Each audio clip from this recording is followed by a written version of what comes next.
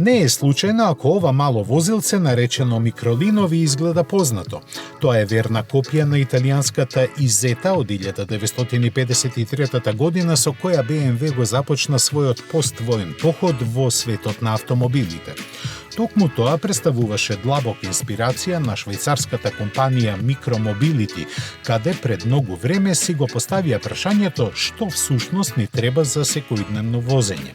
Одговорот го видовме на два пати на салонот во Женева во 2016 и 2017, каде ветија дека нивната идеја ќе стане реално за некоја година. Патот до хомологирано возило подготвено да се вклучи во сообраќај кој го изодеа заедно со Универзитетот за применети науки од Цирих сепак траеше подолго, но тој сега веќе е при крај. Швајцарскиот тим извести дека од септември во погоните на италијанскиот партнер Кекомпт ќе започне неговото сериско производство. Долго е 2,4 метри, има само две седишта и една вратка, која како и кај оригиналот се отвара од предната страна.